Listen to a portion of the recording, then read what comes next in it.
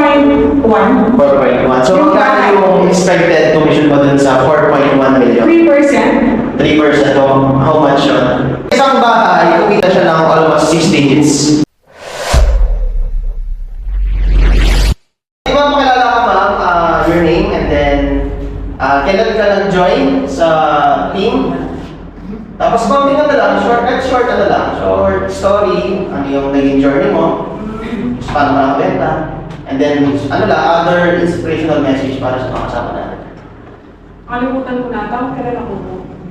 2019? 20 pandemic, no? True pandemic. Oo, 2020. True pandemic kasi kailangan kong... Ay, ako po pala si Marlene Cupadilla. Female Empire po. Si Coach Brian po yung director. Tapos, sumali po ako noong year 2020 yata, yung pandemic. Okay lang, dire-diretso na ako. Naiya ako! Nandun siya Nabigla ako yung coach! So, nag-join ka ng... So, this is Ma'am Marlene Padilla. Actually, before pa, nag-join na ako, kaso parang hindi natuloy. Kasama ko si Ma'am Jenna nun. Kalit ko si Ma'am Jenna. Best friend ko siya, tapos kapatid ko si okay. Jennifer Gambao. So, sinasali ko sila, in-encourage ko sila kasi, extra income, na katulad kong mother na nasa bahay lang. Pwede ka pala magka-extra income, pwede ka pala magka-pera kahit nasa bahay ka lang. Kung siyempre kailangan sipag at tiyaga tayo, hindi pwede yung nananalangin ka nga, pero walang kilos. So, kailangan may kilos. Siyempre, nagpapagabay ka kung anong dapat mong gawin para magkapera ka. So, yun ang naisip ko. Kasi hindi ka pressure. Hindi parang, freelancer po. Hindi ka kailangan pumasok ng mula umaga hanggang hapon or hanggang gabi. Hindi. Hawak mo yung oras mo. So, masipag ka lang sa mga inquiries mo sa FB, sa Messenger, or saan po. Dapat kailangan Tapos may pasensya dapat. Kasi ako po, gusto ko magkaroon ng benta noon. 2020 yata, nag-reconnect po ata ako noon. Through pandemic kasi di ba wala tayong, walang pumapasok na income, nasa bahay lang tayo. So, naisip ko yan. Wala akong binang-benta noon. Pero before ka pumasok sa real estate, ma'am, ano yung background mo? So, background ko is, ako po. May business ka rin? May business na po kami. May business ako, tapos ako po yung tipong mahilig sa business. Gusto ko yung hindi lang isa lang yung yung source income. Gusto ko po, at the same time, gusto ko yung may sarili kong pera, kahit meron nang binibigay ko sa ako. Iba yung sa'yo, di ba? Yung mga katulad ng money dito, yung mga money dito, di ba? Gusto mo yung may pera ka, kung anong gusto mong bilhin. Wala siyang masasabi kasi sa'yo yung pera na yun. Pag nagkaroon ka ng kita, di ba? So yun po, ako po kasi yung tipong gusto ko may sariling income, merong extra income pa kasi lalo na breadwinner din po ako sa 9 na mga magkakapatid. Gusto ko po, pag lumapit sila, meron ako ibibigay. Ay, gusto ko maging milyonaryo. Gusto ko yumaman. So, nag-join ka ng 2020. And then, ma'am, pwede ba kwento mo sa akin yung 2020, no? Yung first sale mo, paano mo nakuha yung unang benta? Ito po, di ba, sumali ako 2020. Nagdala ako ng ganyan, seminar, PKS. Tiyaga lang po, huwag kayong sumuko, yun lang yung ko. Talagang palagi yung hindi sa boso ko. Manalangin ka, yung mga pinagkakaroon ni Lord sa'yo, mga benta, tapos patience po. Kailangan yung patience po. Lalo sa mga client, kasi may ibang client na maraming tinatanong. May ibang client na pag tinawag ka, kukuha na agad. Gusto ko.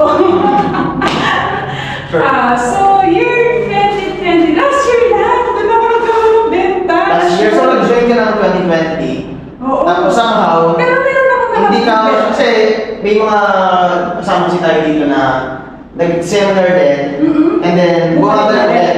So, yun nangyari din sa'yo. So, nag-join ka ng 2020, tapos nakaganda ka lang last year. Nung time na yun, nakabenta rin ako ng 2020 yata, no? Isa na tapos? Kaso nag-back out. Nag-back out, tapos? So, parang disappointed ako. Okay. Pero, ano mo ba yun, nanganak pa ako, parang mag-dialogue po ako. Yun ang magandaan dito. Pwede ka pag gusto mo, kung mag-start ka, okay lang din naman. Basta huwag ka ulilipat ng ibang ano. Okay lang din naman. Tapos nag-reconnect ako in year 2023. Tapos nag-reconnect Diba na. po sumali ako ng sa Christmas party. Gusto ko ako ulit para active. Para masali ako ulit sa GC. Kasi pag hindi ka nag-a-active, ito, pinatagag ka sa mga updated na... mga updates. Oo, yan. So, nag-update ako, December, Christmas party. Coach, gusto ko pong mag-attend ng pwede po ba? Sige po! O yun, nag-attend ako. Ayun, nagkaroon ako ng grocery. Christmas party po kay grocery yun. Diba yung sa reminder na? Dami po yun. After nun, actually noong December nun, nagkaroon po ako ng client ng gusto niya sa Cherra Rica. So, kung narinig ko po, marami din naman trading sa... Pagkano yung naganda mo sa Cherra Rica? 4.1. 4.1. So, magkano yung expected commission mo dun sa 4.1 million? 3%. 3%. How much yun? Ay, ito, mas Sino ba yun? Nagkano yung calculator nun? 4 million times 3%. Hindi! Hindi ba? Hindi, ako po, for the ano lang. Tinraining ko siya na December, 4.1? pero hindi siya nag-reserve ng May ako sa December. math eh. So, that's 3% commission, no? 4.1. 4.1. Ayun, nakuha ko na ngayon. Cash pala, check it. So, that's 123,000 gross. Hindi, Less tax pa. oo. Less tax pa po yun, no? Kasi may mga tax pa po tayo, which is didiscuss naman po natin. Pero for the sake of competition, so, sa isang bahay, si ma'am, kumita siya ng almost 6 digits. So, Hindi po, 7. isang... 70 plus. Plus pa yung mga tax. Plus pa yung mga nakuha ko. Kasi may mga nakuha pa kasi siya mga advance. Gusto mo sa bahay kasi Sabi sa yung bahay. landing tayo. And then, after mo sa Cherra Rica, nakabenta ka ulit sa Fiesta. Tama ba? Fiesta, yan. Ang ganda tuloy-tuloy na. So, just imagine. Yung tipong trading reserve, ganun siya. Sabi ko, paano lang yung ganito? Yun lang, yung 2023, nag-inquire, tinarip ko siya sa Cherra Rica, tapos hindi siya kumuha nun.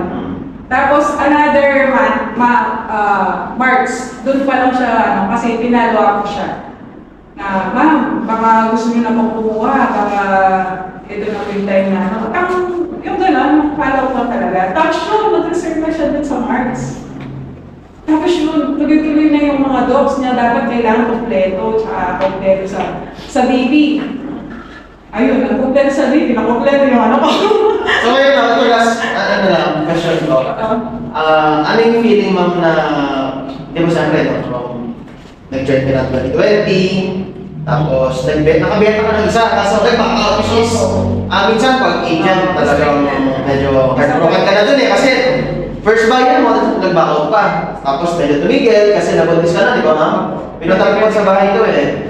Sa susunod po, pumunta rin ako sa bahay na, no? Yung Kasi nag-awas kami eh. Mag-ano na sana ako, mag-focus na sana ako, napuntis na pala ako sa bahay. Tapos after that, nagbalik ka ulit. And then, nakabenta ka ng 4 million, tapos nagtuloy-tuloy na. So, ano ang feeling ngayon, ma'am, na bumenta ka, tapos kumita ka na?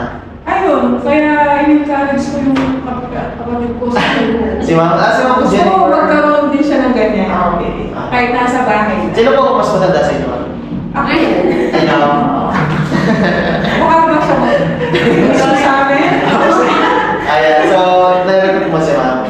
So, yun, thank you so much, Hindi ko na ipapakita yung pera, baka ako kayo humingi. Pero, stay tulo na kayo, di ba? So, 4 million, 3%, so, that's almost 6 digits gross income. So, wala pa doon yung mga ibang benta niya, tapos yung mga susunod pa niyang benta.